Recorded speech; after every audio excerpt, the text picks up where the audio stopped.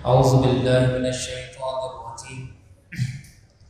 بسم الله الرحمن الرحيم. سبحانك لا علم لنا إلا ما علمتنا إنك أنت العليم الحكيم. الحمد لله نحمده ونستعينه ونستغفره ونؤمن به ونتوكل عليه ونعوذ بالله من شرور أنفسنا ومن سيئات أعمالنا. من يهده الله فلا مضل له ومن يضلل فلا هادي له. قال الله تبارك وتعالى في القرآن العظيم وفرقان المجيد: بسم الله الرحمن الرحيم. ألف لام را تلك آيات الكتاب الحكيم. أكان للناس عجبا أن أوحينا إلى رجل منهم أن أنذر الناس وبشر الذين آمنوا أن لهم قدم صدق عند ربهم. قال الكافرون إن هذا لساحر مبين. إن الله وملائكته يصلون على النبي يا أيها الذين آمنوا صلوا عليه وسلموا تسليما. اللهم صل على سيدنا ونبينا وشفيعنا وكريمنا وحبيبنا ومحبوبنا وعزيزنا وسندنا ومولانا محمد مادن الجود والكرم وآله وبارك وسلم. انتہائی قابل احترام محترم دوستوں، بزرگوں اور عزیزوں، اللہ کے فضل سے گزشتہ نشست میں سورہ توبہ کی تکمیل ہو چکی. سورہ توبہ ہم مکمل پڑھ چکے، سمجھ چکے. آج انشاءاللہ عز و جل نئی صورت یعنی سورہ یونس کی تفسیر اور اس کا بنیادی تعارف آپ کے سامنے بتایا جائے گا. یاد رکھیں، سورہ یونس یہ اللہ کے ایک جلیل القدر نبی کے نام پر ہے. حضرت یونس علیہ السلام، مشہور ہے آپ کا واقعہ کہ آپ کو دریائے فرات کے اندر مچھلی نے نکل دیا تھا. یہ تفصیلی واقعہ ہے، انشاءاللہ کبھی اگر موقع ملا تو اس پر روشنی ڈالی جائے گی، لیکن نام کی وجہ بتا رہا ہوں. اس سورت کا نام ہے سورہ یونس اور یہ یونس علیہ السلام سے منسوب ہے. اس کی وجہ یہ ہے کہ اس سورت کے 98 آیت کے اندر اللہ نے یونس علیہ السلام کی قوم کا تذکرہ فرمایا کہ جب یونس علیہ السلام نے اپنی قوم میں تبلیغ کی، لوگوں کو اللہ کی طرف بلایا، لوگوں کو دین کی دعوت دی، تو آپ کی قوم نے روایت کے مطابق آپ کی تکذیب کی، آپ کو جھٹلایا اور کہا کہ آپ جو ہیں اپنی طرف سے لوگوں کو دین کی دعوت دے رہے ہیں، اصل دین تو ہمارا دین. تو پھر اللہ نے یونس علیہ السلام کو حکم دیا کہ اپنی قوم کو عذاب سے ڈراؤ. اگر وہ تمہاری بات نہیں مانتے تو اللہ کا عذاب آئے گا، کیونکہ اللہ کا طریقہ یہ ہے کہ اللہ کسی قوم پر ڈائریکٹ عذاب نہیں بھیجتا. عذاب بھیجنے سے پہلے سمجھانے والے آتے ہیں، حجت قائم کرنے والے آتے ہیں، دین کو بین انداز میں، واضح انداز میں لوگوں تک پہنچانے والے آتے ہیں. اور وہ نبی ہوتے ہیں جو اپنے معجزات کے ذریعے، اپنی سیرت کے ذریعے، اپنے کردار کے ذریعے اور دین کو دلائل کے ذریعے لوگوں تک پہنچاتے ہیں. سب کچھ دیکھ لینے کے بعد بھی اگر لوگ نہیں مانتے تو پھر اللہ رب العزت کی طرف سے ان کی طرف وارننگ آتی ہے عذاب کی. ڈائریکٹ عذاب نہیں آتا، پہلے وارننگ آتی ہے کہ اب عذاب کی تیاری کرو. اب بھی اگر وہ نہ مانے تو پھر اللہ رب العزت کی طرف سے عذاب کا نزول ہوتا ہے. تو یونس علیہ السلام کو حکم ہوا کہ اپنی قوم کو عذاب سے ڈرا دیں، اور پھر آپ کو حکم ہوا کہ آپ اس جگہ سے جہاں پر عذاب آنے والا ہے وہاں سے ہجرت کر دیں، اس جگہ سے دوسری جگہ منتقل ہو جائیں. اس سے پتہ لگا نبیوں کا مرتبہ، اللہ کے نیک اور صالحین بندوں کا مرتبہ، کہ جس جگہ عذاب آتا ہے تو اللہ اپنے نیک بندوں کو وہاں سے کوچ کرنے کا حکم دیتا ہے. اور پھر یہ بھی پتہ لگا کہ جس جگہ پر کوئی نبی موجود ہو جس جگہ پہ نبی کا وجود موجود ہو، نبی کے وجود مسعود کے سبب وہ جگہ عذاب سے محفوظ ہوتی ہے۔ تو نیک اور صالحین بندے جو ہیں ان کا وجود اللہ کے عذاب کو روکتا ہے۔ اگر تب بھی اللہ کو عذاب بھیجنا ہے تو پھر ان کو حکم ہوتا ہے کہ ہجرت کر جائیں۔ تو یونس علیہ السلام نے ہجرت کی تو عذاب کے آثار نمودار ہوئے، عذاب آیا نہیں، عذاب کے آثار کچھ اس طرح نمودار ہوئے کہ مکمل آسمان سرخ ہو گیا اور ایک ہیبت ناک فضا قائم ہو گئی۔ تو پھر لوگوں نے اللہ کی طرف رجوع کیا، یونس علیہ السلام کو تلاش کیا، پھر یونس علیہ السلام کے حضور لوگوں نے توبہ کی تو وہ جو عذاب کے آثار آئے تھے وہ چھٹ گئے، وہ سب ختم ہو گئے۔ تو یہ واقعہ ہے سورہ یونس کے اندر، تو اس کی تفصیل کی وجہ سے اللہ نے اس سورت کا نام سورہ یونس رکھا۔ اب سورہ یونس کا جو مقام نزول ہے وہ ہے مکہ، یہ سورت مکے میں نازل ہوئی۔ مکے سے مراد ہجرت سے پہلے یہ نازل ہوئی، کیونکہ یہ فرق میں آپ کو بتا چکا کہ جو صورتیں ہجرت سے قبل ہیں وہ مکی ہیں اور جو ہجرت کے بعد ہیں وہ مدنی صورت کی کیٹیگری میں ہوتی ہیں۔ تو یہ صورت کا نام ہے۔ اس کی 3 آیتیں جو ہیں وہ کہتے ہیں، روایت میں آتا ہے کہ وہ مدنی ہے۔ فَإِن كُنتُ فِي شَكٍّ سے لے کے لا يُؤْمِنُونَ تک جتنی بھی آیات ہیں یہ مدینہ منورہ میں نازل ہوئی۔ اب اس صورت کے اندر کل 11 رکوع ہیں اور الحمدللہ ہر اتوار کو ایک رکوع بیان ہوتا ہے۔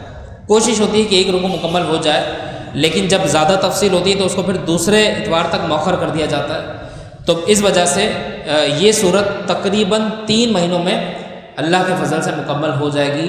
تو ان 3 مہینوں میں کوشش کیجئے کہ سورہ یونس کی تفسیر کو سمجھنے کے لیے پابندی کے ساتھ حاضر ہوں۔ اس میں کل آیات 109 ہیں اور یونس نام رکھنے کی جو وجہ ہے وہ میں آپ کو بتا چکا۔ اب سورہ یونس کے بارے میں سرکار کی حدیث کہ سورہ یونس کی شان کیا ہے۔ حضرت عبداللہ بن عمر رضی اللہ تعالیٰ عنہما فرماتے ہیں کہ ایک شخص نبی پاک صاحب الاولاد صلی اللہ تعالیٰ علیہ وسلم کی بارگاہ میں آیا اور وہ آنے کے بعد کہتا ہے، یا رسول اللہ مجھے قرآن سکھا دیجئے، یا رسول اللہ مجھے قرآن سکھا دیجئے۔ اللہ کے نبی کو اس کی یہ بات پسند آئی کہ وہ علم حاصل کرنے کے لیے نبی پاک کی بارگاہ میں آیا، اور بفضل ہی تعالیٰ میں اور آپ بھی یہاں پہ قرآن سیکھنے کے لیے حاضر ہیں۔ تو اس نے کہا، یا رسول اللہ مجھے قرآن سکھا دیجئے۔ تو نبی پاک صلی اللہ تعالیٰ علیہ وسلم نے ارشاد فرمایا کہ الف لام را سے شروع ہونے والی کوئی 3 صورتیں پڑھ لو، قرآن سیکھ جاؤ گے۔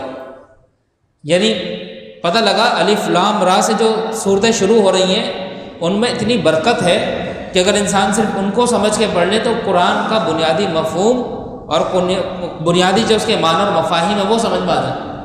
اس نے کہا تھا نا، یا رسول اللہ مجھے قرآن سکھا دیجئے، تو سرکار نے اس کا جواب یہ دیا کہ الف لام را والی جو 3 صورتیں ہیں وہ پڑھ لو، قرآن سیکھ جاؤ گے۔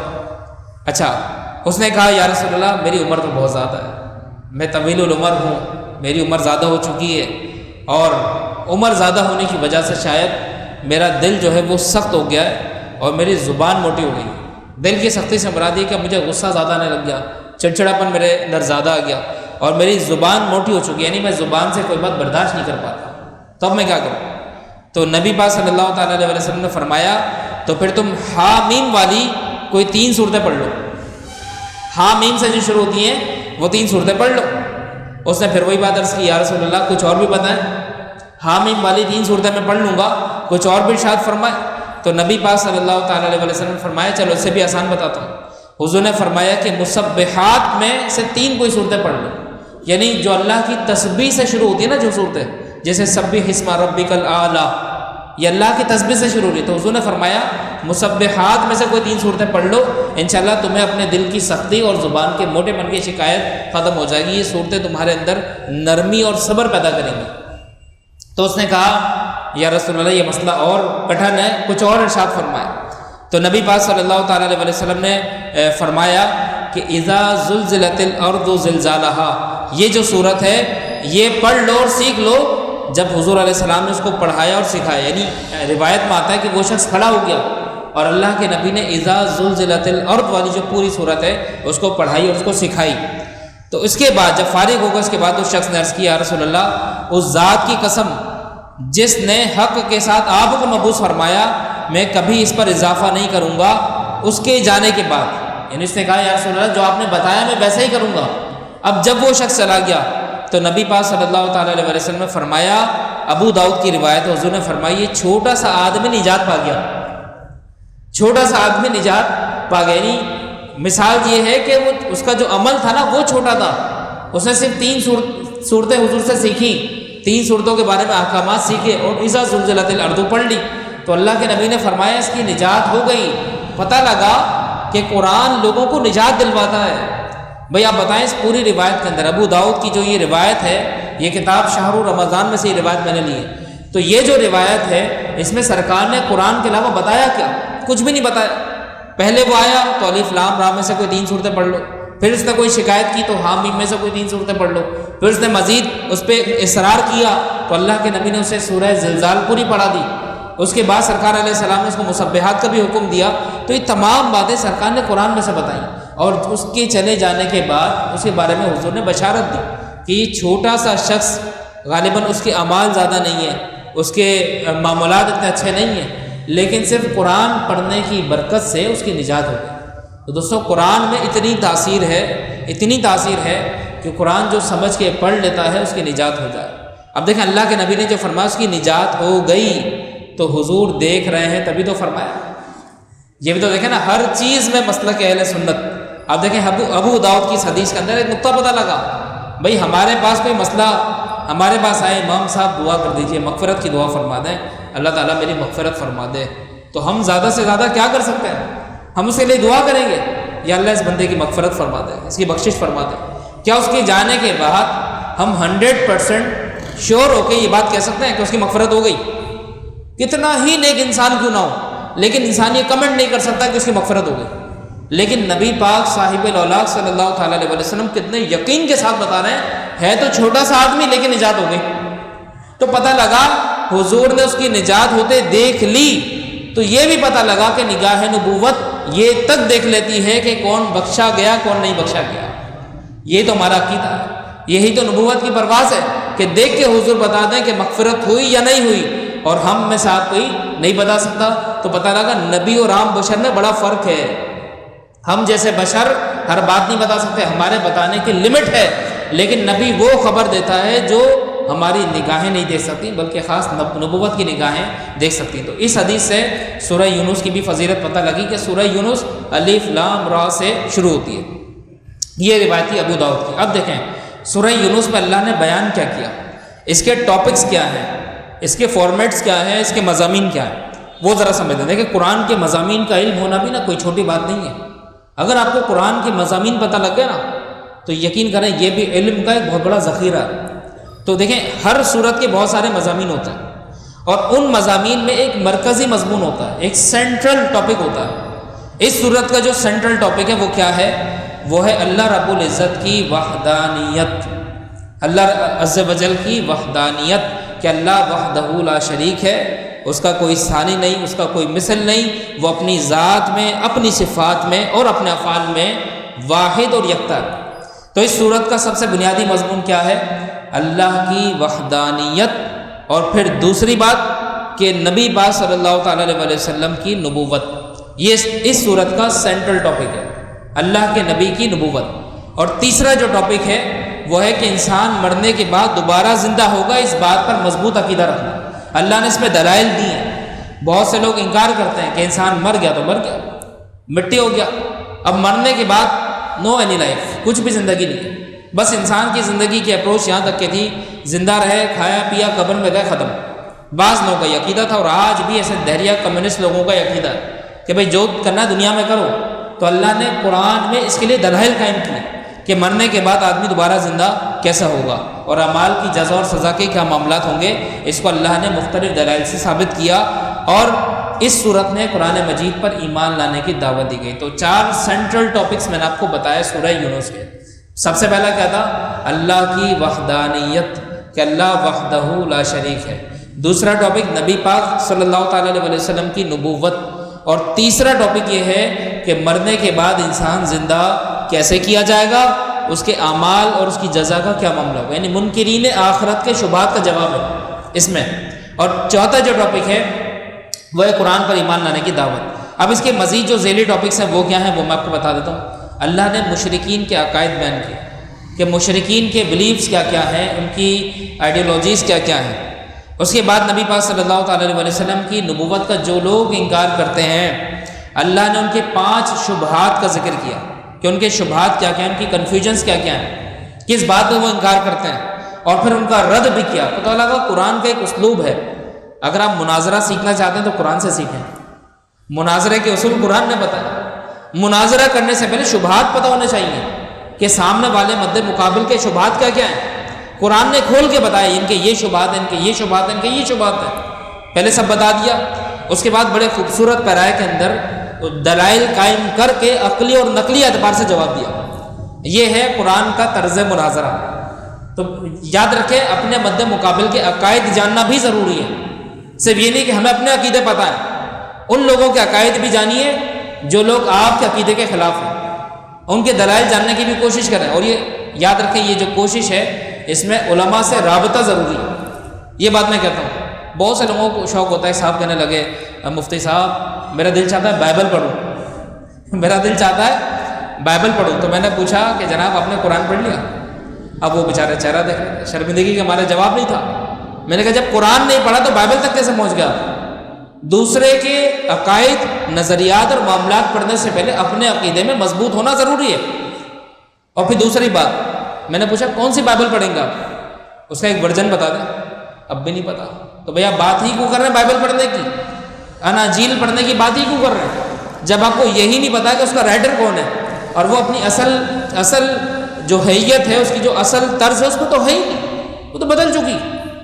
مجھے یاد ہے ایک مرتبہ حضرت پیر طریقت، رہبر شریعت، ولی نعمت، سرمایہ اہل سنت قبلہ قاری محمد نثار الحق صاحب صدیقی رحمۃ اللہ علیہ ایک جگہ پر گئے، وہاں پر مقدس اوراق تھے، تو وہاں پر ان اوراق کے اندر تورات، زبور اور انجیل رکھی ہوئی تھی۔ یہ 3 کتابیں رکھی ہوئی تھیں، اور ایسے رکھی ہوئی تھی جیسے قرآن پاک نہیں رکھا ہوتا، بالکل اوتھینٹسٹی کے ساتھ کی بالکل صحیح کتاب ہے۔ تو حضرت صاحب کو یہ بات بری لگی، کہا یہ کتابیں تو اپنی اصل حالت پہ ہیں ہی نہیں، ان کتابوں کو رکھنے کا کیا مقصد ہے، آپ کیا دکھانا چاہ رہے ہیں، یہ تو اپنی اصل حالت پہ ہے ہی نہیں۔ پھر حضرت نے ایک واقعہ بتایا کہ سیدنا عمر فاروق اعظم رضی اللہ تعالیٰ عنہ تورات یا انجیل غالباً، روایت میں مجھے یاد نہیں ہے، تورات یا انجیل 2 میں سے کسی کا ذکر ہے، تو تورات یا انجیل میں سے کچھ نسخے سرکار دو عالم صلی اللہ تعالیٰ علیہ وسلم کی بارگاہ میں لے آئے کہ سرکار یہ مجھے نسخے کہیں سے برآمد ہوئے ہیں، اور یہ تورات کے اور انجیل کے، اور آپ نے اس کو پڑھنا شروع کیا، غالباً اس کا عربک میں ٹرانسلیشن ہوگا، وہ آپ نے پڑھنا شروع کیا، کیونکہ یہ تو اصل زبان پہ تھی، یہ تو عبرانی زبان پہ تھی، اور عبرانی زبان کا وجود دنیا میں ہے، تو یقیناً اس زمانے میں اس کا کوئی عربک کا ٹرانسلیشن ہوگا جو عمر فاروق اعظم نے پڑھا۔ اب عمر فاروق اعظم تو اس نسخے کے اندر دیکھ کر پڑھ لیں، برابر میں صدیق اکبر بھی تھے، یار غار رسول۔ عمر فاروق اعظم کی نگاہ ان نسخوں کی طرف تھی، اور صدیق کی نگاہ نبی کے چہرے پر تھی، صدیق کی نگاہ نبی کے چہرے پر تھی۔ عمر فاروق اعظم پڑھتے جا رہے ہیں، اور میرے نبی کی جو عادت مبارکہ تھی، سرکار کو کبھی اگر غضب آتا تھا، جلال آتا تھا، تو پہلے سرکار کا چہرہ سرخ ہو جاتا تھا، حضور کا چہرہ مبارک جلال کے مارے سرخ ہو گیا، اور صدیق اکبر سرکار کے رخ انور کو دیکھ رہے ہیں، اور عمر فاروق اعظم ظاہر سی بات ہے آپ کی نظر نسخے کی طرف تھی۔ اب جیسے ہی صدیق اکبر نے دیکھا کہ سرکار تو پرجلال ہو رہے ہیں، تو صدیق اکبر نے عمر فاروق اعظم کو روک دیا، عمر رک جاؤ، تم دیکھ نہیں رہے، تم نسخے پڑھتے جا رہے ہو، سرکار کو جلال آ رہا ہے، سرکار ناراض ہو رہے ہیں، اور حضور کے ناراضگی کے آثار چہرہ مقدس سے ظاہر۔ جب عمر فاروق اعظم نے دیکھا تو عمر فاروق اعظم کام گئے، فدا کا ابی و امی یا رسول اللہ صلی اللہ علیہ وسلم۔ صحابہ کا یہ جملہ ہوتا تھا، جب صحابہ دیکھتے تھے اللہ کے نبی ناراض ہیں تو وہ فوراً پڑھتے تھے کہ فدا کا ابی و امی یا رسول اللہ، یا دوسرا جملہ ان کا یہ ہوتا تھا رضینا باللہ ربا وبالاسلام دینا وبسیدنا و مولانا محمد صلی اللہ علیہ وسلم نبی و رسولا۔ تو سرکار بالکل سرکار میں نرمی آ جاتی تھی، جو غصے کے جو آثار ہوتے تھے، غضب کے جو آثار ہوتے تھے، وہ ختم ہو جاتے تھے۔ تو جب عمر فاروق اعظم نے پڑھا اور سرکار کو منانے کی کوشش کی، تو سرکار نے معلوم ہے کیا بتایا؟ سرکار نے یہ بتایا کہ عمر اس زمانے میں اگر موسیٰ علیہ السلام ہوتے تب بھی وہ میری پیروی کرتے اور قرآن پڑھتے، اگر موسیٰ بھی اگر اس زمانے میں ہوتے تو وہ میرے فالوورز میں ہوتے، میری پیروی کرتے اور قرآن پڑھتے۔ گویا یہ پیغام رسالت تھا کہ جب قرآن آ گیا، جب آخری نبی آ گیا، تو پھر اب ان کتابوں کو نہ پڑھا جائے، وہ اپنے وقت اور ضرورت کے اعتبار سے تھی۔ ہاں ہم ان پر ایمان رکھتے ہیں، ہم تمام آسمانی کتب پر ایمان رکھتے ہیں، لیکن ان کی پیروی اور اطاعت کرنے کا ہمیں حکم نہیں ہے۔ آج اللہ نے سب کچھ قرآن میں رکھ دیا نا، قرآن کے بعد تو کچھ بھی نہیں ہے، قرآن آخری کتاب ہے، آخری اللہ کا کلام ہے۔ تو جب قرآن میں سب کچھ ہے تو پچھلی کتابوں کو پڑھنے کی ضرورت نہیں ہے۔ بعض لوگ ایکسٹرا طور پہ انٹیلیجنٹ بنتے ہیں، پھر لوگوں کو بتاتے ہیں جناب میں نے تو انجیل پڑھی، میں نے تو بائبل پڑھی۔ ارے پہلے قرآن پڑھو، قرآن سمجھ کے پڑھو۔ قرآن بھی نہیں پڑھ سکتے تو کم از کم سورہ فاتحہ کی تفسیر پڑھ لو۔ سورہ فاتحہ میں اتنا ذخیرہ ہے کہ آپ سورہ فاتحہ کی تفسیر سے نکل نہیں پائیں گے۔ اس میں اتنے نکات، ایک آیت کے بارے میں اتنی تفسیر، اتنی ڈیٹیل ہے کہ آپ اسے باہر نہیں نکل آئیں گے، سب کچھ قرآن میں ہے۔ تو دوستو قرآن کے ہوتے ہوئے ہمیں کہیں جانے کی ضرورت نہیں۔ پھر دوسری بات، جب تک آپ اپنے عقیدے پر، اپنے بنیادی فاؤنڈیشن بلیفز پر جب تک آپ راسخ العقیدہ نہیں ہیں، بنیاد پرست فنڈامنٹلسٹ نہیں ہیں، تو آپ کو دوسروں کے عقیدے پڑھنے کی ضرورت نہیں ہے۔ پہلے اپنے آپ کو مضبوط کیجئے۔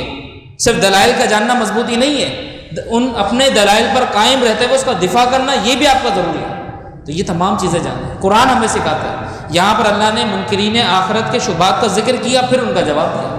تو یہ ہے قرآن کا طرز اسلوب اور طرز بیان۔ اب دیکھیں اس کا جو ٹاپک ہے وہ ہے اللہ رب العزت نے اپنی عظمت پر دلائل قائم کیے۔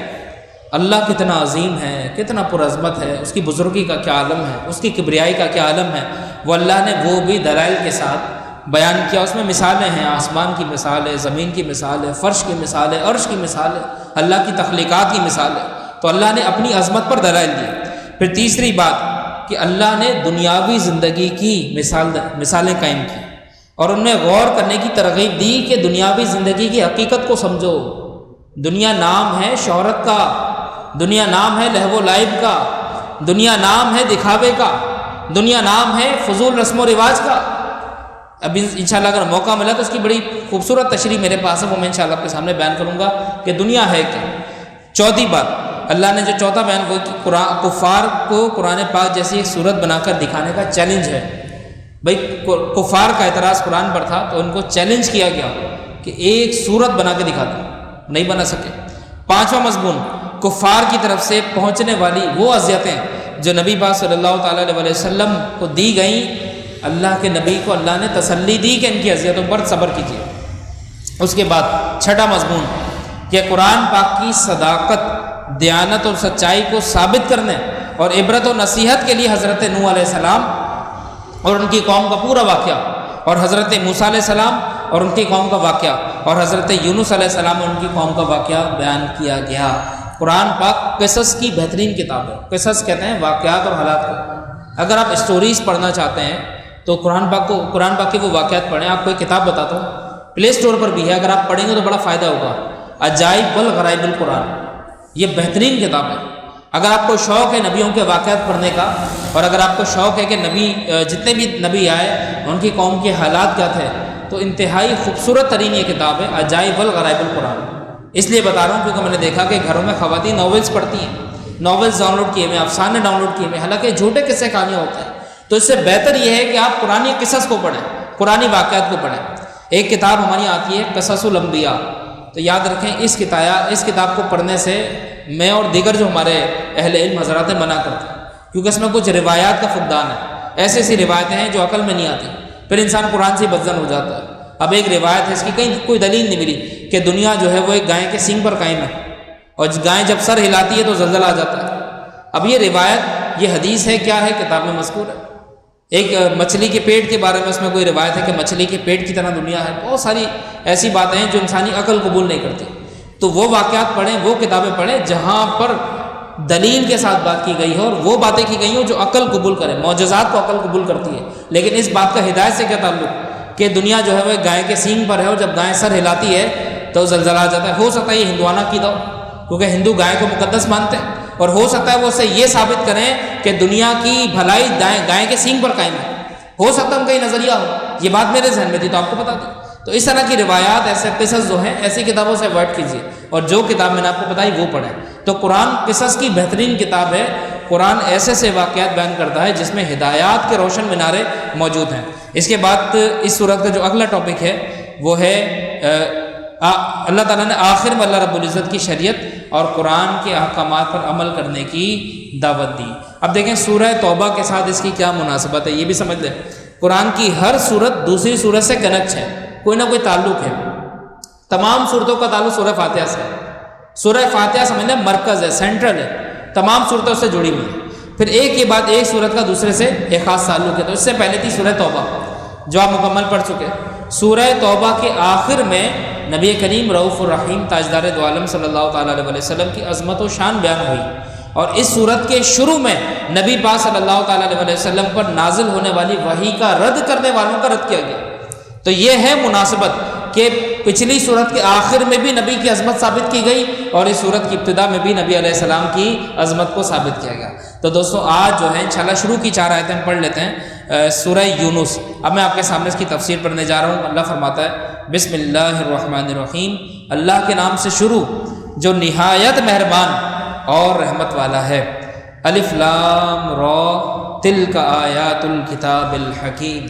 اللہ فرماتا ہے الف لام را، یہ حکمت والی کتاب کی آیتیں ہیں، یہ حکمت والی کتاب کی آیتیں۔ ہم دیکھیں الف لام را، یہ جو آیت ہے اس کا ٹرانسلیشن میں نے نہیں کیا۔ اس کی وجہ یہ ہے کہ دنیا کا بڑے سے بڑا عالم، بڑے سے بڑا مفتی، بڑے سے بڑا ماہر شریعت، ماہر قرآن اس کا ترجمہ نہیں کر سکتا۔ الف لام را حروف مقطعات میں سے، مقطعات جس کو قطع کر کے پڑھا جاتا ہے، یعنی ایک ایک لفظ کو توڑ کر پڑھا جاتا ہے۔ الف کو الگ، لام کو الگ، را کو الگ، ایسے الف لام میم۔ نبی پاک صلی اللہ تعالیٰ علیہ وسلم کی حدیث مبارک ہے کہ قرآن کے ہر حرف کے بدلے میں اللہ 10 نیکیاں عطا فرماتا ہے۔ یہ سرکار کی حدیث ہے، اور پھر سرکار نے یہ نیکیاں کس طرح ملتی ہیں، سرکار نے اس کی مثال دی۔ حضور نے فرمایا میں نہیں کہتا کہ الف لام را ایک لفظ ہے، الف الگ ہے، لام الگ ہے، را الگ ہے، تو پتہ لگا صرف نہیں، الف لام میم کی مثال سرکار نے دی تو پتہ لگا حروف مقطعات میں ایک ایک لفظ کے بدلے اللہ رب العزت 10 نیکیاں عطا فرماتا ہے۔ یہ نبی پاک صلی اللہ تعالیٰ علیہ وسلم کی حدیث مبارک سے ثابت ہے۔ تو یہ حروف مقطعات میں سے ہیں۔ اس کی مراد کے بارے میں ہمیں ہمارا عقیدہ یہ ہونا چاہیے کہ اس کی جو مراد ہے وہ اللہ اور اللہ کے بتانے سے اللہ کے نبی بہتر جانتے ہیں۔ بس آمنا و صدقنا، ہم اس پر ایمان رکھتے ہیں، یہ برحق ہے اور سچ ہے، اس کے معنی کی تحقیق ہم پر لازم نہیں ہے۔ اچھا، بہت سے لوگوں نے اس کے معنی بیان کرنے کی تعویلیں بھی کی ہیں، لیکن وہ درست نہیں۔ قرآن نے جہاں ریسٹرکشن لگا دی اس سے آگے بڑھنا نہیں چاہیے۔ بہت سے لوگوں نے ایسی تعویلات کی کہ الف سے یہ مراد ہو سکتا ہے، لام سے یہ مراد ہو سکتا ہے، را سے یہ مراد ہو سکتا ہے، میم سے یہ مراد ہو سکتا ہے۔ اس پہ تو اللہ اور اس کے رسول نے خاموشی اختیار کرنے کا حکم دیا، تو ہمیں اس سے آگے نہیں بڑھنا چاہیے۔ پھر اللہ نے فرمایا کہ یہ حکمت والی کتاب کی آیتیں ہیں۔ قرآن کا ایک نام ہے حکیم، حکمت والی کتاب، تو قرآن بڑی حکمت والی کتاب ہے۔ اللہ نے فرمایا یہ اس حکمت والی کتاب کی آیات ہیں۔ تو مفسرین فرماتے ہیں کہ سورہ یونس کی جتنی بھی آیات ہیں ان سب آیاتوں کا شروع میں اللہ نے ان کے بارے میں بتایا کہ سورہ یونس کی جتنی بھی آیات ہیں یہ بڑی پرحکمت ہے۔ تو اس سورت کا اس آیت کا جو تعلق ہے وہ سورہ یونس کی تمام آیتوں سے ہے۔ یہاں یہ بتایا گیا کہ سورہ یونس کی جتنی بھی آیتیں ہیں وہ بڑی پرحکمت ہیں اور حکمت سے بالکل منور ہیں۔ اللہ فرماتا ہے اکان للناس عجبا ان اوحینا الی رجل منہم ان انذر الناس وبشر الذین آمنوا ان لهم قدم صدق عند ربهم قال الکافرون ان هذا لساحر مبین۔ اللہ فرماتا ہے کیا لوگوں کو اس بات پر تعجب ہے کہ ہم نے ان میں سے ایک مرد کی طرف یہ وحی بھیجی کہ لوگوں کو ڈر سناؤ اور ایمان والوں کو خوشخبری دو کہ ان کے لیے ان کے رب کے پاس سچ کا مقام ہے۔ اللہ نے کیا فرمایا، دیکھیں لفظ آ رہا ہے الی رجل، ایک مرد کی طرف۔ اب اس سے پتہ لگا کہ وحی کا تعلق انسانوں سے اور انسانوں میں بھی مردوں سے ہے، تو پتہ لگا جتنے بھی آج تک روئے زمین پر نبی آئے وہ سب کے سب مرد تھے، عورتوں میں کوئی نبی نہیں آیا۔ بہت سے لوگ پوچھتے ہیں عورتوں میں نبی نہ آنے کی وجہ کیا ہے؟ وجہ یہ ہے، دیکھیں ایک چیز، عورت کا مطلب ہے آر، چھپانے کی چیز، تو عورت کے ساتھ پردے کے معاملات ہیں، اور نبوت ہے ظاہر کرنے کی چیز، رسالت ہے ظاہر کرنے کی چیز، اور عورت ہے چھپانے کی چیز، اور نبوت میں تبلیغ لازم ہے، اور تبلیغ کے لیے لوگوں سے رابطہ لازم ہے۔ نبی کو لوگوں کے سامنے آنا پڑتا ہے، اعلان نبوت کرنا پڑتا ہے، اپنی رسالت کو ظاہر کرنا پڑتا ہے، وحی کا پیغام لوگوں تک پہنچانا ہوتا ہے۔ تو اسی لیے اللہ نے نبیوں کا جو سلیکشن کیا وہ مردوں میں سے کیا۔ اگر کوئی عورت نبی یا رسول ہوتی تو اس کا لوگوں سے واسطہ کیسے پڑتا؟ کس طرح وہ لوگوں کے سامنے آتی، کس طرح وہ تبلیغ کرتی. پھر بہت سارے معاملات ہوتے ہیں جو پردے کے معاملات ہوتے ہیں، وہ ایک عورت کیسے بیان کر سکتی ہے؟ اسی لیے اللہ نے آج تک جتنے نبی بھیجے وہ سب کے سب مرد بھیجے. تو اللہ فرماتا ہے ایک مرد کی طرف ہم نے وحی بھیجی اور ان کو حکم دیا کہ لوگوں کو ڈر سنا، لوگوں کو خوشخبری دیں کہ اللہ نے ایمان والوں کے لیے سچ کا مقام رکھا ہے. پھر اللہ فرماتا ہے قال الکافرون ان ھذا لساحر مبین. اب کافروں نے اس کا رد کیا کیا؟ کہنے لگے، اور کافروں نے کہا کہ بے شک یہ تو کھلا جادوگر ہے. دیکھیں آپ اس آیت کا جو ایک بیک گراؤنڈ ہے وہ یہ ہے کہ جب نبی پاک صاحب الاولاق صلی اللہ تعالیٰ علیہ وسلم تشریف لائے تو حضور نے لوگوں کو دعوت و تبلیغ دی، لوگوں کو دین کی طرف بلایا. لوگوں نے کہا کہ آپ اللہ کے نبی کیسے ہو سکتے ہیں، آپ رسول کیسے ہو سکتے ہیں؟ بھائی کیسے ہو سکتے ہیں؟ یہ کہنے کا مطلب کیا ہے؟ تو ان کا یہ کہنے کا مطلب یہ تھا کہ نبی انسانوں میں نہیں ہو سکتا، نبی فرشتوں میں ہو سکتا ہے یا دیگر مخلوقات میں ہو سکتا ہے، انسانوں میں نبی کیسے ہو گئے؟ اب یعنی حضور، ان کو حضور کی بشریت پر اعتراض تھا کہ یہ نبی ہیں تو بشر کیوں ہیں؟ نبی تو بشر نہیں ہوتا. تو پھر اللہ رب العزت نے اس کا رد یہ کیا کہ نبی پاک صلی اللہ تعالیٰ علیہ وسلم کو ایسے ایسے معجزات عطا فرمائے، حضور کو ایسی مقدس سیرت اور ایسی بہترین عدالت عطا فرمائی کہ وہ سب کے سب حیران ہو گئے. اب جب انہوں نے معجزات کی کثرت کو دیکھا، اپنی آنکھوں کے ساتھ جب انہوں نے دیکھا کہ حضور نے شق القمر کو ظاہر کیا، چاند کے 2 ٹکڑے فرما دیے، انگشت مبارک سے پانی کے چشمے جاری کر دیے، احد پہاڑ پر حضور اگر اپنی ایک ٹھوکر ماریں تو پہاڑ رک جائے، جب بہت سارے معجزات انہوں نے دیکھے براہین کے ساتھ، دلائل کے ساتھ، تو پھر معلوم انہوں نے کیا کہا؟ انہوں نے کہا ٹھیک ہے لیکن یہ نبوت نہیں بلکہ یہ ساحری ہے، حضور معاذ اللہ ساحر ہیں، جادوگر ہیں. یہ انہوں نے الیگیشن لگائی. تو اللہ نے فرمایا کہ کفار کو کسی بات پہ چین نہیں ہے، پہلے بشریت پر اعتراض اور بعد میں انہوں نے کہا ساحر مبین کہ یہ بہت بڑے جادوگر ہیں معاذ اللہ. تو یہ اللہ نے یہاں پر نبی کا تذکرہ فرمایا اور منکرین کا رد کیا کہ کسی حال میں یہ نبی سے خوش نہیں ہو سکتے. پھر دیکھیں اگلی آیت میں اللہ فرماتا ہے ان ربکم اللہ الذی خلق السماوات والارض فی 6 ایام ثم استوى علی العرش یدبر الامر ما من شفیع الا من بعد اذنہ ذالکم اللہ ربکم فاعبدوہ افلا تذکرون. اللہ فرماتا ہے بے شک تمہارا رب اللہ ہے. کیا فرمایا؟ ان ربکم اللہ الذی خلق السماوات والارض، تمہارا رب اللہ ہے.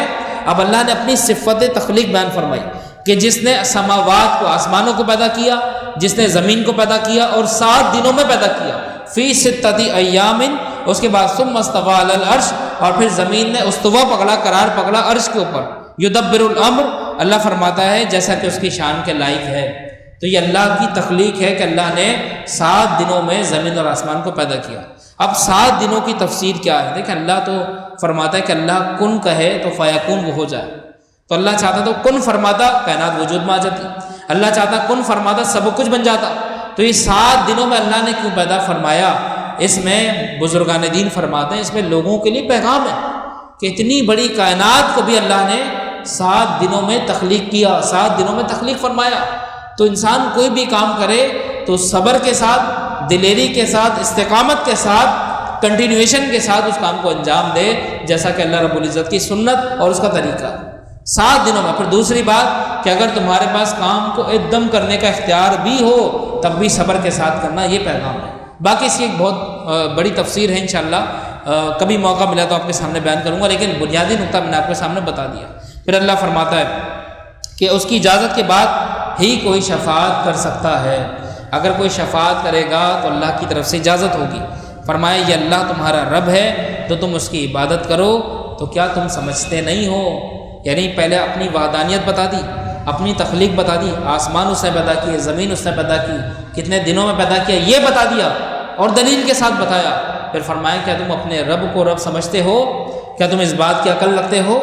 تو دوستوں بزرگوں، آج کے درس میں یہ 3 آیتیں میں نے آپ کے سامنے پڑھی اور سورہ یونس کے بنیادی مضامین، اس کے موضوعات اور اس کا جو مطلب اور فضیلت ہے وہ میں نے آپ کے سامنے بیان کیا. اللہ رب العزت سے دعا ہے کہ اللہ تعالی ہمیں قرآن کو سمجھنے کی اور اس پر عمل کرنے کی توفیق عطا فرمائے. وآخر دعوانا ان الحمد للہ رب العالمین.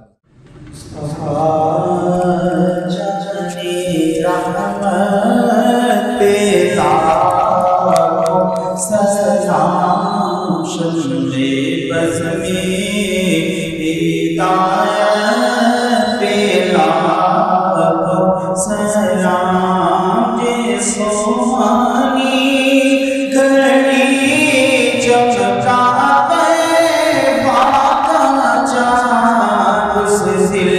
افروز ساعت پہ لاکھوں سلام مصطفیٰ جانے رحمت پہ لاکھوں سلام شمع بز میں ہدایت پہ لاکھوں سلام جس طرف اٹھ گئی دم میں دم آ گیا جس طرف اٹھ گئی دم میں دم آ گیا اس نگاہ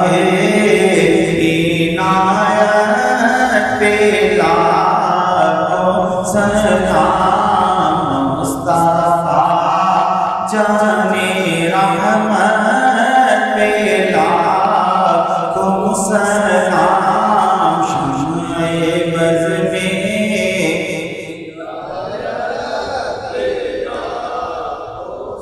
سلام غوث اعظم امام دو قرنوں کا جلوہ شان قدرت پہ لاکھوں سلام کاش محشر میں جب ان کی آمد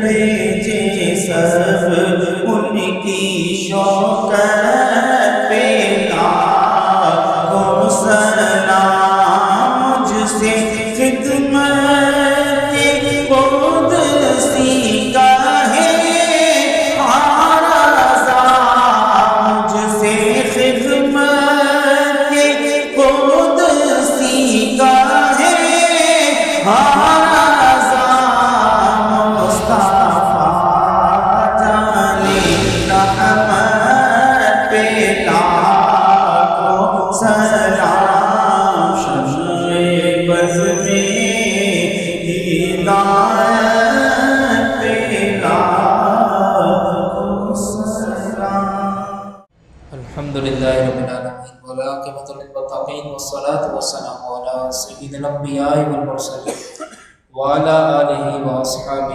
اجمعین اللہم ربنا تقبل منا انک انت السمیع العلیم یا اللہ یا رحمان یا رحیم درس قرآن مجید اپنی بارگاہ میں قبول فرما یا اللہ سورہ یونس کی تفسیر کا آغاز کیا یا اللہ اس سے جو علم حاصل ہو اس میں برکت عطا فرما اس علم کو دوام عطا فرما یا اللہ آج تک ہم نے اس کتاب مقدس سے جو ابواب پڑھے جو کچھ علم حاصل کیا یا اللہ ہمیں اس پر استقامت عطا فرما اس علم کو ہمارے سینے میں قرار عطا فرما مضبوطی عطا فرما اور اس کے ثمرات ہماری شخصیت پر پر اثر انداز ہوتے ہوئے نظر آئے یا اللہ قرآن کی برکات سے اللہ ہمیں دونوں جہاں کی برکات عطا فرما اس کلام اللہ کی برکت سے ہم سب کو خاتمہ بالایمان خاتمہ بالخیر عطا فرما یا اللہ قرآن سے ہمارا رشتہ مزید مضبوط فرما دے یا اللہ ہمارے مرشد کریم قبلہ قاری صاحب رحمۃ اللہ علیہ کے درجات کو بلند فرما ان کا کامل فیض ہم سب کو نصیب فرما یا اللہ جتنے یہاں پر حاضرین موجود ہیں اللہ سب کے علم میں عمر میں رزق میں تقوی میں برکت عطا فرما یا اللہ ہم سے راضی ہو جا اپنی رضا کا اعلیٰ مقام نصیب فرما یا اللہ ہم سے ہمیشہ وہ کام کروا جن سے تو راضی اور تیرے حبیب راضی ان کاموں سے ہمیشہ محفوظ فرما جن سے تو ناراض تیرے محبوب ناراض یا اللہ ہمیں نبی پاک صلی اللہ علیہ وسلم کی لائی ہوئی شریعت کی پیروی کرنے کی توفیق عطا فرما کوئی خلاف شرع کام یا اللہ ہم سے نہ ہو یا اللہ ہمیں صبر عطا فرما شکر عطا فرما یا اللہ اپنی رضا پر راضی رہنے کی یا اللہ ہمیں توفیق خیر عطا فرما وصلی اللہ تعالی علی خیر خلقہ و نور عرشہ و زینت فرشہ و قاسم رزقہ سیدنا محمد و علی آلہ و اصحابہ اجمعین برحمتک یا ارحم الراحمین.